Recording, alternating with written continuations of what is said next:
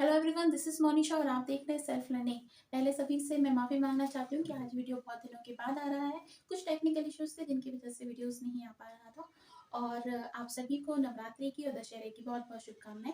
आज मैं जो वीडियो लेकर आई हूँ एक बहुत इंपॉर्टेंट टॉपिक पर है, जो कि वेस्टर्न विचारकों में से सबसे महत्वपूर्ण जिन विचारकों के नाम लिए जाते हैं, जिनमें सुकरात, अरस्तु और प्लेटो आते हैं। इनमें बहुत कंफ्यूजन होता है कि कौन किसका गुरु है, कौन किसका शिष्य है। और इनकी विचारधारा से रिलेटेड जो क्वेश्चंस है वो भी बहुत ज़्यादा पूछे जाते हैं कॉम्पिटिटिव एग्जाम्स में। तो आज इन पर मैं एक कंपैरेटिव स्टडी बना रही हूँ, ताकि आप इन तीनों को कंपैरेटिवली समझ सकें और इनकी जो शिक्षा में इनकी गतिविधियां हैं, शिक्षा में इन्होंने जो अपने विचार दिए हैं, उसको आप समझ सकें कंपैरेटिवली। ठीक है, तो आज का इंपॉर्टेंट होने वाला है वीडियो, तो please like share and subscribe जरूर कीजिएगा चैनल को, और वीडियो को लास्ट तक जरूर देखिएगा। चलिए स्टार्ट करते हैं। पहले तो मैं आपको ये बता दूं, सुकरात जो है वो प्लेटो के गुरु है, और जो प्लेटो है वो है अरस्तु के गुरु। मतलब सबसे पहले कौन हुए? सुकरात, उसके बाद हुए प्लेटो और उसके बाद हुए अरस्तु। मुझे इनमें बहुत कंफ्यूजन होता था जब मैं पढ़ाई कर रही थी, इसलिए मुझे लगा कि ये बात आपको समझ में आनी चाहिए कि शिष्य और गुरु कौन है। ठीक है, तो सुकरात जो है वो सबसे पहले माने जाते हैं। इनका जो बर्थ है वो 469 ईसा पूर्व हुआ था। ईसा की 469 वर्ष पूर्व इनका बर्थ हुआ था। इसके बाद जो प्लेटो है इनका जन्म हुआ था 427 वर्ष पूर्व ईसा पूर्व। और इसके बाद अरस्तु जो है इनका जन्म जो हुआ था 384 ईसा पूर्व हुआ था। ठीक है, अरस्तु और सुकरात और प्लेटो जो है वो आदर्शवादी दार्शनिक है। इन्होंने अपने लिए जो इनकी जो फिलॉसफी थी वो विचारवादी फिलॉसफी थी, आदर्शवादी फिलॉसफी थी। तो सुकरात जो थे इनका जो मुख्य काम था वो मानवतावादी दर्शन पर इन्होंने काम किया है। आदर्शवादी ये दार्शनिक थे, नैतिक मूल्यों को बहुत महत्व देते थे, और विचारवादी इनकी विचारधारा थी। मतलब ये विचार सत्ता को महत्वपूर्ण मानते थे, ना कि वस्तु सत्ता को। तो विचार सत्ता का मतलब आप सीधे सीधे कहाँ पहुंच जाते हैं? आदर्शवाद पर पहुंच जाते हैं। इसके बाद में जो प्लेटो थे वो इनके शिष्य थे। किसके? सुकरात के शिष्य थे। इनकी जो विचारधारा थी ये भी आदर्शवादी दार्शनिक थे। गुरु सुकरात थे इनके। इनका जो मुख्य कॉन्सेप्ट था वो क्या था कि आत्मा के ये मुख्य अंग मांगते थे, तृष्णा, संकल्प और विवेक। इनका भी जो काम था वो क्या है? विचारवादी सत्ता को मुख्य मानते हुए इन्होंने काम किया। मतलब जो ये वर्ल्ड है इसमें मटेरियल भी है और क्या है? विचार भी है। लेकिन इनकी जो मुख्य विचारधारा है वो क्या है? विचारवादी है। मतलब आप पहले विचार को महत्व देते हो, वस्तु को महत्व नहीं देते हो। ठीक है, चलिए। लेकिन अब इसके बाद इसका इनका जो शिष्य था, मतलब प्लेटो का जो शिष्य था वो कौन था? अरस्तु था। इसका जन्म हुआ था 384 ईसा पूर्व। यथार्थवादी दार्शनिक माने जाते हैं, यथार्थवाद का जनक भी इन्हें कहा जाता है।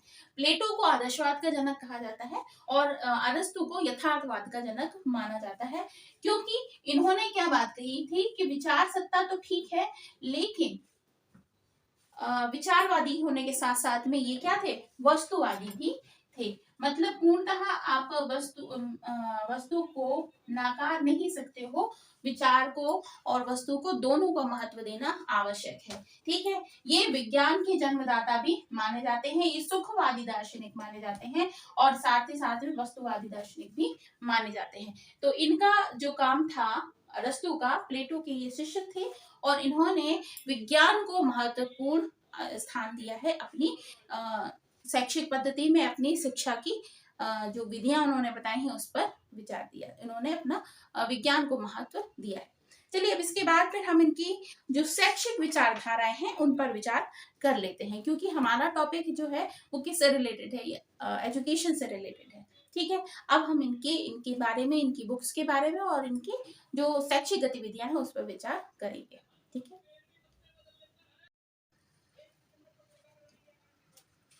चलिए तो हम जान लेते हैं शिक्षण विधि के बारे में, शिक्षा के उद्देश्य के बारे में, शिक्षण सिद्धांत के बारे में, कि जो अरस्तु हैं, प्लेटो हैं और सुकरात हैं, इन सब की जो एजुकेशन के बारे में जो विचारधारा थी वो कैसी थी। तो देखिए एजुकेशन से संबंधित विचारधारा उसी विचार पर होती है जिस तरीके की मानसिकता या जिस तरीके की फिलॉसफी को लेकर वो अपना सारा काम करते हैं। तो जैसा कि मैंने आपको बताया कि सुकरात और प्लेटो की जो विचारधारा थी वो आदर्शवादी विचारधारा थी। आदर्शवादी का मतलब क्या हो जाएगा कि उनका जो मौलिक आधार है वो क्या आधार होगा, विचार सत्ता को महत्वपूर्ण मानने वाला आधार होगा। लेकिन अरस्तु की जो विचारधारा थी वो क्या थी, यथार्थवादी विचारधारा थी, विज्ञानवादी विचारधारा थी, सुखवादी विचारधारा थी।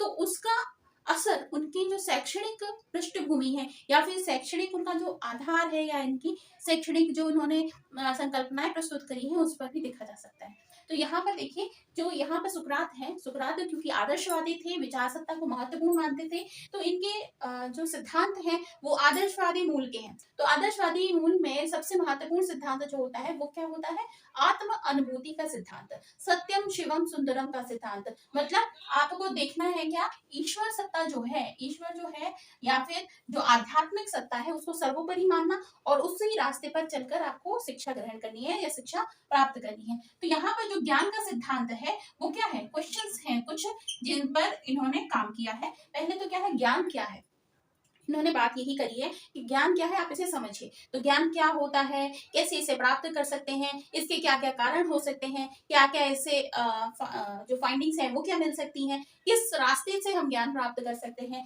ये क्वेश्चन। ज्ञान प्राप्ति की क्रिया क्या होनी चाहिए, किस तरीके से ज्ञान प्राप्ति करेंगे, पहले तो आपको पता होना चाहिए ना कि ज्ञान हम कहते किसे हैं, उसके बाद फिर हम इसे प्राप्त कैसे कर सकते हैं।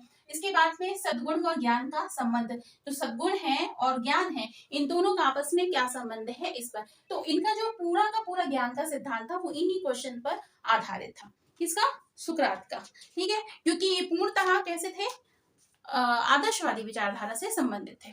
अब यहाँ पर बात आ जाती है शैक्षणिक पद्धति की। तो शैक्षणिक पद्धति में उन्होंने जो पद्धतियां बताई हैं वह कौन कौन सी है, द्वंदात्मक, संदेहात्मक, अवधारणात्मक, संभाषण, निगमनात्मक और अनुभवात्मक, ये पद्धतियां हैं जो कि सुकरात ने अपनी शिक्षण पद्धति के अनुसार बताई है। इसके बाद में जो उनके नैतिक सिद्धांत है वो क्या है वो देख लेते हैं। तो ज्ञान परम शुभ है, जो ज्ञान है उसको प्राप्त करना ही हमारे जीवन का एकमात्र लक्ष्य है। सद्गुण की शिक्षा दी जानी चाहिए, सद्गुण जो है उसकी शिक्षा दी जानी चाहिए सभी बच्चों को। और सद्गुण ही आनंद है, सद्गुण एक ही है और सद्गुण एक ही है। मतलब ईश्वर सत्ता, विचार सत्ता को महत्वपूर्ण मानते हुए इन्होंने अपनी पूरी ज्ञान मीमांसा बताई है, ज्ञान का आधार बताया है। ठीक है, तो ये तो हुए सुकरात। अब जो आते हैं इनके शिष्य जिनको कहा जाता है प्लेटो, इनकी एक बुक है बहुत फेमस है जिसका नाम बड़ा दिया जाता है, जिसको कहा जाता है द रिपब्लिका। और एक और जो बुक है वो कौन सी थी, दी लाज, लाज नाम से एक बुक थी, द लाज और एक द रिपब्लिका। ये बुक बहुत ही फेमस बुक मानी जाती है। और रूसो के अनुसार तो ये बुक राजनीति शास्त्र की नहीं बल्कि शैक्षिक शास्त्र की, शिक्षा शास्त्र की बहुत ही अनुपम कृति है और सभी को इसको फॉलो जरूर करना चाहिए। ऐसा रूसो ने कहा था। रूसो कौन थे, प्रकृतिवादी विचारधारक वाले विचारक थे, जो प्रकृतिवाद के जनक भी माने जाते हैं। उन्होंने कहा था द रिपब्लिक का जो है एक बहुत ही महत्वपूर्ण कृति है शिक्षा शास्त्र की। अब बात बताती है कि इनकी जो मुख्य विचारधारा थी वो क्या थी, कि विचार सत्ता को महत्वपूर्ण मानते हैं ये, वस्तु सत्ता को उतना महत्वपूर्ण नहीं मानते हैं। लेकिन ये बताते हैं दो प्रकार की जगत होते हैं, एक होता है विचार जगत और दूसरा होता है वस्तु जगत। अब वस्तु जगत विचार जगत के बारे में मैं आपको बताऊं तो विचार जगत वो है जो कि इस जो मटेरियल वर्ल्ड हमें दिखाई दे रहा है इससे परे सोचता है, कि यानी कि इसके बाद इसके ऊपर भी क्या है, एक सत्ता है जिसको आध्यात्मिक सत्ता कहा जाता है और यह एक विचार है जिसको साथ लेते हुए हम साध्य की प्राप्ति कर सकते हैं, जो कि परम साध्य क्या है, ईश्वर को उन्होंने परम साध्य माना है, उसकी प्राप्ति कर सकते हैं। तो मनुष्य को अपने अंदर के जो उसके अंदर जो शक्तियां हैं, उसके अंदर जो परमात्मा को प्राप्त करने का आत्म तत्व है, उसको तक पहुंचने का जो विचार है उसको महत्वपूर्ण मानते हुए ही अपना ज्ञान प्राप्त करना चाहिए। ठीक है, वस्तु जगत मानते हैं ये जो सामने हमारे नजर आता है हमारे, वो क्या है, एक मटेरियल वर्ल्ड है जिसको हम वस्तु जगत कहते हैं। अब इनके उद्देश्य देख लेते हैं।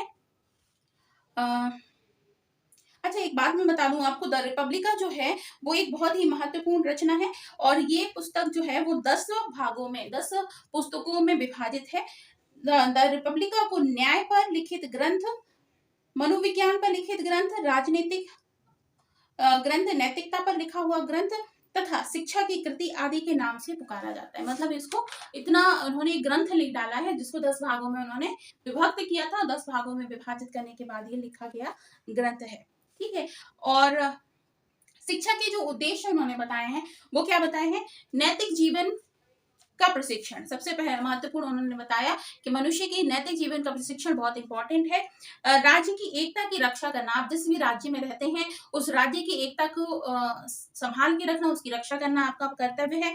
नागरिकता के गुणों का विकास, नागरिकता के जो गुण हैं यानी कि आपको किस तरह से अपना जीवन जीना चाहिए एक नागरिक होने के नाते, इस पर वो बल देते हैं। विवेक को जागृत करना एक महत्वपूर्ण उद्देश्य है। सत्यम सुंदरम शिवम और सुंदरम की प्राप्ति करना, मतलब ट्रुथ, ब्यूटी और गॉडेस की प्राप्ति करना ही मनुष्य का परम लक्ष्य होता है। मानव जीवन में संतुलन स्थापित करना, आदर्श व्यक्तित्व का विकास करना और व्यक्ति को अपने विशिष्ट सामाजिक क्रम का योग्य सदस्य बनाना महत्वपूर्ण उद्देश्य होता है। तो ये है शिक्षा के उद्देश्य। इन उद्देश्यों पर रहकर शिक्षा प्राप्त करने की बात प्लेटो कहते हैं। ठीक है, नेक्स्ट हम आ जाते हैं पाठ्यक्रम पे। तो पाठ्यक्रम जो है इन्होंने 3 भागों में विभाजित किया था।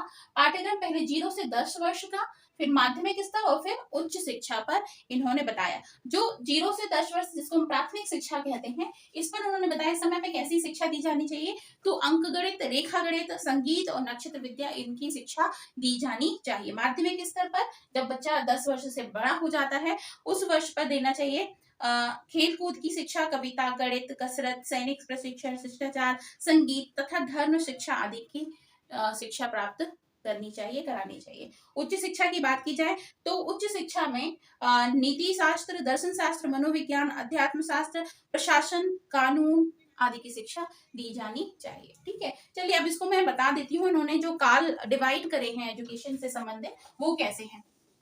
तो पहले उन्होंने जो बताया है वो है शैशव अवस्था, जिसको 0 से 3 वर्ष बताया है। 0 से 3 वर्ष जिसको शैशवा काल कहा जाएगा, जिसमें बच्चे को बहुत ही बेसिक शिक्षा दी जाएगी। फिर होता है नर्सरी, जिसको बताया उन्होंने 3 से 6 वर्ष, 3 से 6 वर्ष का अवस्था बताई है जिसको नर्सरी कहा गया, जिसमें उन्होंने संगीत शिक्षा, रेखा गणित, अंक गणित की शिक्षा दी जाने की बल दिया है। इसके बाद प्रारंभिक शिक्षा, प्रारंभिक शिक्षा को उन्होंने डिवाइड किया 6 से 13 वर्ष में। 13 वर्ष तक का जो बात है इसमें बात कही जाती है, इसमें भी अंक गणित, ज्ञान, विज्ञान इनकी शिक्षा दी जानी चाहिए, भाषा की शिक्षा दी जानी चाहिए। फिर आ जाता है, ये तो हो जाएगा पूरा का पूरा आपका माध्यमिक स्तर। ठीक है, माध्यमिक स्तर अब आ जाता, सॉरी प्रारंभिक स्तर अब आ जाता है माध्यमिक स्तर, जिसको हम कहते हैं 6 वर्ष से 13 वर्ष की अवस्था, सॉरी 6 वर्ष से 13 वर्ष की नहीं, 13 वर्ष से 16 वर्ष की अवस्था। 13 वर्ष से 16 वर्ष की अवस्था जो है इसमें जो है मुख्य शिक्षा दी जानी चाहिए। किसकी शिक्षा दी जानी चाहिए?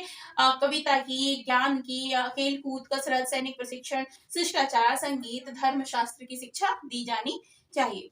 ठीक है, और इसी के साथ में उन्होंने बताया जिम्नास्टिक भी होता है एक 16 से 20 वर्ष का समय, 16 से 20 वर्ष का समय, जिसमें जिम्नास्टिक से संबंधित शिक्षा जिसको हम कहा जाता है खेल कूद और उसके साथ साथ में प्रतियोगिताएं, जिसकी शिक्षा दी जानी चाहिए। 16 से 20 वर्ष। इसके बाद में जो होता है वो उच्च शिक्षा, उच्च शिक्षा जो होगी वो क्या होगी आपकी 20 से 30 वर्ष। ठीक है, अब उच्च शिक्षा के लिए इस काल में अंक गणित, रेखा गणित, संगीत, नक्षत्र विद्या और इसके साथ साथ में दर्शन, मनोविज्ञान, अध्यात्म शास्त्र, प्रशासन शास्त्र इनकी शिक्षा भी दी जानी चाहिए। ठीक है, इसके बाद में उच्चतम अध्ययन की भी व्यवस्था बताई है इन्होंने, जिसमें 30 वर्ष की अवस्था में पुनः चुनाव होगा। ये एक बहुत महत्वपूर्ण बात है जो प्लेटो ने बताई है कि उच्चतम शिक्षा जो होगी वो क्या होगी, 30 वर्ष तक की शिक्षा तो नॉर्मल है, मतलब सभी व्यक्ति ले सकते हैं, लेकिन जो 30 वर्ष के बाद जो शिक्षा होगी वो क्या होगी, उच्चतम शिक्षा कहलाई जाएगी, जिसमें उन्होंने बताया है कि 30 वर्ष की अवस्था में पुनः चुनाव होगा। जो व्यक्ति उसमें उत्तीर्ण होंगे वो डायलेक्टिक विधि द्वारा शिक्षित किए जाएंगे। 15 वर्षों के बाद वे दार्शनिक, समाज सेवा और उच्च विचारक कहलाए जाएंगे। ठीक है, जो पास नहीं होंगे मतलब जो उत्तीर्ण नहीं होंगे उस परीक्षा में वो व्यक्ति कनिष्ठ लिपिक अधिकारी ये बनेंगे तमाम, है ना। तो मतलब 30 वर्ष तक की शिक्षा के बारे में तो उन्होंने बता दिया उच्च शिक्षा, लेकिन उसके बाद जो उच्चतम शिक्षा होगी वो कैसी होगी, एक डायलेक्टिक मेथड द्वारा उनका चयन किया जाएगा, और अगर वो चयन हो जाते हैं, उनका पास हो जाते हैं उस एग्जाम में, तो क्या होगा कि उन बच्चों को 15 वर्षों तक शिक्षित किया जाएगा और वो दार्शनिक बनेंगे, विचारक बनेंगे और समाज को एक रास्ते पर दिखाने वाले पथ प्रदर्शक बनेंगे। लेकिन जो व्यक्ति उस एग्जाम में पास नहीं होंगे उनको लिपिक कनिष्ठ अधिकारी का कार्य सिखाया जाएगा और फिर वह कार्य में लग जाएंगे। ठीक है, अब बात आती है इनकी शिक्षा की विशेषताएं। तो शिक्षा की विशेषताएं, क्योंकि प्लेटो का बहुत काम जो है वो आदर्शवाद पर है। उन्होंने शिक्षा की जगत में बहुत सारी बातें बताई हैं, समझाई हैं, इसलिए शिक्षा पर उनका मुख्य रूप से ध्यान दिया जाना चाहिए। इसलिए जो उनकी विशेषताएं हैं, पहली बात तो उन्होंने पहली जो बात कही है वो क्या है, शिक्षा जो है वो जीवन पर्यंत चलने वाली प्रक्रिया है। मतलब ऐसा नहीं है कि आपने 20 साल तक एजुकेशन प्राप्त किया, दैट्स इट, आप शिक्षित हो गए, ऐसा नहीं है। आप जब तक जीवित हैं तब तक आप कुछ ना कुछ सीख सकते हैं। तो शिक्षा जीवन पर्यंत चलने वाली प्रक्रिया है। स्त्रियों के लिए भी बहुत समान शिक्षा की बात कहते हैं प्लेटो। जीवन की अलग अलग अवस्थाओं में अलग अलग प्रकार की शिक्षा दी जानी चाहिए। अलग अलग व्यक्तियों को अलग अलग प्रकार की शिक्षा दी जानी चाहिए। उच्च शिक्षा के क्षेत्र में सार्वभौमिकता बहुत महत्वपूर्ण है। उच्च शिक्षा के क्षेत्र में सार्वभौमिकता से सभी को एक समान रूप से शिक्षित किया जाना चाहिए। उच्च शिक्षा के क्षेत्र में बालक बालिकाओं को शिक्षा के पक्षधर थे, मतलब बालिकाओं को बालकों को दोनों को ही शिक्षित किया जाना चाहिए। ठीक है, लेकिन उच्चतम शिक्षा में ये सार्वभौमिकता के विपरीत थे। उच्चतम शिक्षा जो होगी वो एक एग्जाम क्लियर करने के बाद ही आपको मिलेगी। अगर आप उस एग्जाम को पास नहीं कर पाते हैं तो आपको वो शिक्षा नहीं मिलेगी। तो उसमें सार्वभौमिकता नहीं होगी। उसमें क्या होगा, उसमें पहले आपका चुनाव होगा, उसके बाद फिर आपको शिक्षित किया जाएगा। अब आ जाती है इनकी शिक्षण विधियां। जो शिक्षण विधि इन्होंने बताई है वो मुख्य रूप से बताई है डायलेक्टिक मेथड, जिसको वार्तालाप विधि कहा जाता है। इसके बाद में खेल खेल में विधि, शिक्षा में खेल की विधि, ये महत्वपूर्ण विधियां हैं। बाकी इन्होंने जो सुकरात ने विधियां दी थी उसको एज इट इज अपना लिया था। ठीक है, तो ये हो गया। तो सुकरात की विधियों के बारे में तुमने पढ़ा ही है। द्वंद्वात्मक, संदेहात्मक, अवधारणात्मक, संभाषण, निगमनात्मक और अनुभवात्मक, ये सारी विधियां जो हैं वो सुकरात ने दी थी, उन्हीं को इन्होंने अपनाया था।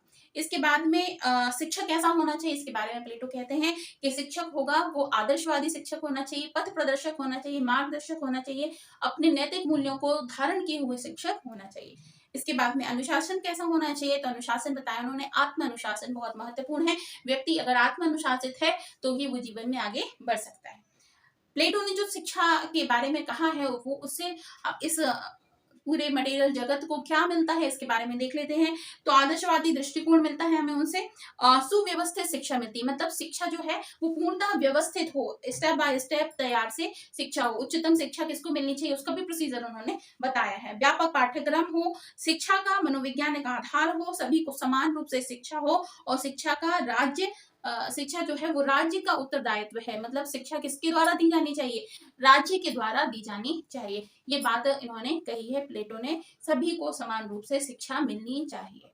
ठीक है, ना ही ऊंच नीच, ना ही मेल फीमेल, इन सब का डिस्क्रिमिनेशन नहीं होना चाहिए। सभी को सार्वभौमिक रूप से शिक्षा मिलनी चाहिए। लेकिन अगर आप उच्चतम शिक्षा पे जाते हैं तो आपका चुनाव होना चाहिए। आप चुनाव में अगर पास होते हैं एग्जाम में तभी आपको उच्चतम शिक्षा मिलेगी, क्योंकि उस शिक्षा से जो उत्तीर्ण विद्यार्थी होंगे वो पथ प्रदर्शक होंगे समाज के। इसलिए वो है एक एग्जाम से पास होकर, गुजर कर ही आप उस पर एनरोल हो सकते हैं। तो बहुत अच्छा एजुकेशन सिस्टम इन्होंने बताया था प्लेटो ने। तो आई होप आपको क्लियर हुआ होगा। अब हम जाते हैं अरस्तु के ऊपर। तो अरस्तु जो कि मैंने आपको पहले बताया, अरस्तु की जो विचारधारा है वह विचारधारा, चूंकि वो इनका शिष्य था इसलिए विचार सत्ता के बारे में वो जानता था, लेकिन उसके बाद उसने ये बोला है कि विचार सत्ता से महत्वपूर्ण होती है वस्तु सत्ता, और जो कुछ भी हमें नजर आ रहा है जीवन में वो वस्तु जगत है, उस पर भी ध्यान दिया जाना चाहिए। और वो जैसे ये आदर्शवादी दार्शनिक माने जाते हैं, वैसे अरस्तु जो है वो एक यथार्थवादी दार्शनिक माना जाता है, यथार्थवाद का जनक माना जाता है, विज्ञान का जन्मदाता माना जाता है। अब इनके जो दार्शनिक विचार हैं उन पर बात कर लेते हैं। दार्शनिक विचार जो हैं वो क्या है अरस्तु के, तो इन्होंने जो बात करी है, आंतरिक विचार, मौलिक कारण, अंतिम कारण, सक्षम कारण। तो आंतरिक विचार जो है वो क्या है, निर्माण किए जाने वाली वस्तु के बारे में एक विचार, यानी कि जिस वस्तु से आप किसी का निर्माण कर सकते हैं उसके बारे में उनका विचार आंतरिक विचार के श्रेणी में आता है। मौलिक कारण, सर्वप्रथम किसी भी निर्माण के लिए किसी वस्तु का होना। मौलिक विचार ये है कि अगर आप निर्माण करना चाहते हैं, पहली बात तो ये है कि यहाँ पर आंतरिक विचार में बताया उन्होंने कि निर्माण होना चाहिए, है ना, निर्माण के बारे में। लेकिन अगर आप निर्माण करना चाहते हैं तो किसी वस्तु का होना अनिवार्य है। इसके बाद में अंतिम कारण है वस्तु विशेष की उपयोगिता अथवा उद्देश्य होना चाहिए। अगर कोई वस्तु है जिसके द्वारा किसी वस्तु का निर्माण हो रहा है तो उसका अपना एक महत्वपूर्ण उद्देश्य है, उपयोगिता है और उसका महत्व उसे दिया जाना चाहिए। सक्षम कारण अगला बताया उन्होंने, इसमें क्या बताया, कार्य संपन्नता के लिए कार्य क्षमता नितांत अपेक्षित है। अगर कार्य संपन्न करना है तो उसकी क्षमता होना आपको अत्यंत आवश्यक है। तो ये 4 कारण उन्होंने बताए हैं अपने, जिसको दार्शनिक सिद्धांत कहा जाता है। पहले तो आंतरिक विचार, जिसमें उन्होंने बताया है कि अगर कुछ भी होना है, निर्माण होना है, तो उसमें वस्तु की आवश्यकता है। और दूसरी बात बताई है कि अगर वस्तु है तो उसका किस तरीके से उपयोग किया जाना है वो बताया है। अंतिम कारण बताया है कि अगर वस्तु से उपयोग आप कर रहे हैं तो उसको उसका उद्देश्य होना चाहिए, उसकी उपयोगिता निर्धारित की जानी चाहिए। सक्षम कारण ये है कि अगर आपको किसी भी चीज के लिए उसका निर्माण करना है तो उसकी क्षमता होना आपकी बहुत आवश्यक है। निर्माण के लिए, कार्य संपन्नता के लिए कार्य क्षमता होना आवश्यक है। ठीक है, तो ये हो गए यथार्थवादी दार्शनिक अरस्तु के दार्शनिक सिद्धांत। शैक्षणिक विधि के बारे में जान लेते हैं। तो इन्होंने बहुत महत्वपूर्ण शिक्षण विधि दी है जिसको कहा जाता है आगमन निगमन विधि। बहुत महत्वपूर्ण विधि है जो कि विज्ञान की महत्वपूर्ण विधि मानी जाती है। डिडक्टिव मेथड, इंडक्टिव और डिडक्टिव मेथड जो है वो बहुत महत्वपूर्ण मानी जाती है। अगर आप किसी भी विज्ञान विषय से संबंधित विधियों को पढ़ते हैं तो आगमन निगमन विधि जरूर ही आपको बतानी पड़ती है। तो इसके जो जनक हैं वो कौन माने जाते हैं, अरस्तु माने जाते हैं। ज्ञात से अज्ञात की विधि, मतलब आप कोई भी ऐसी चीज जो आप जानते हैं उससे ऐसी चीज के बारे में आप पता लगाएं जो नहीं जानते हैं, अननोन है। ठीक है, तो नोन से अननोन की विधि प्राप्त करना, उसकी विधि जानते हैं आप। ठीक है, इसके बाद में जो पाठ्यक्रम है उसको भी डिवीजन किया है उन्होंने पाठ्यक्रम का। 0 से 7 वर्ष, 7 से 14 वर्ष और 14 से 21 वर्ष। 0 से 7 वर्ष का जो है वो आरंभिक शिक्षा काल माना जाता है जिसमें खेल कूद के साथ में शिक्षा दी जाती है। 7 से 14 वर्ष जो है इस विधि में अरस्तु ने पढ़ने लिखने संगीत आदि विषयों की शिक्षा निर्धारित करी है। इसके बाद में 14 से 21 वर्ष, इस अवधि में बालक को खगोल, गणित, ज्यामिति शिक्षा की आदि की शिक्षा दी जानी चाहिए। 21 वर्ष के बाद राजनीति शास्त्र, नीति शास्त्र, मनोविज्ञान की शिक्षा दी जानी चाहिए। ठीक है, तो ये हो गया इनका शैक्षिक वर्गीकरण। अरस्तु के जो सिद्धांत हैं वो सिद्धांत हम देख लेते हैं। अरस्तु ने जो एजुकेशन के सिद्धांत दिए हैं वो क्या है, सुखवाद का सिद्धांत है, विज्ञान शक्ति का सिद्धांत है, मध्य मार्ग का सिद्धांत है, समय के अनुसार कार्य का महत्व का सिद्धांत है, आदर्श व्यक्तित्व का सिद्धांत है, बालक के स्वभाव का सिद्धांत है। अरस्तु जो है मुख्यतः यथार्थवादी दार्शनिक है। उन्होंने सुख का कॉन्सेप्ट दिया है। भाई सुखी होना इंसान का बहुत महत्वपूर्ण कर्तव्य है। आपको अपने सुख का त्याग नहीं करना है। ऐसी कोई भी शिक्षा ग्रहण करना जिसमें आपके सुख का त्याग हो, उसके पक्षधर ये नहीं थे। इसलिए उन्होंने सुखवाद का सिद्धांत दिया था। और जो विचार सत्ता है उसको एक अंतिम सत्ता की खोज में लगे रहना और वस्तु जगत को इग्नोर करना, इस पर उन्होंने अपना बताया कि उसको इग्नोर नहीं किया जाना चाहिए। जो कुछ भी नजर आ रहा है वह सत्य है, उसको उस पर ध्यान दिया जाना चाहिए। इसको उन्होंने इस विचारधारा को उन्होंने बताया।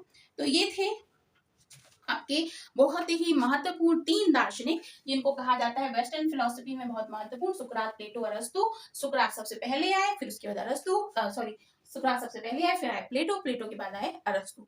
ठीक है, सुकरात और प्लेटो जो है वो है आदर्शवादी दार्शनिक और अरस्तु जो है वो है यथार्थवादी दार्शनिक। आई होप मैंने आपको जो समझाया आपको समझ में आया होगा और आपको जो आप अपनी तैयारियां कर रहे हैं किसी भी सब्जेक्ट की या फिर किसी भी एग्जाम की, तो उसमें आपको ये मदद देगा।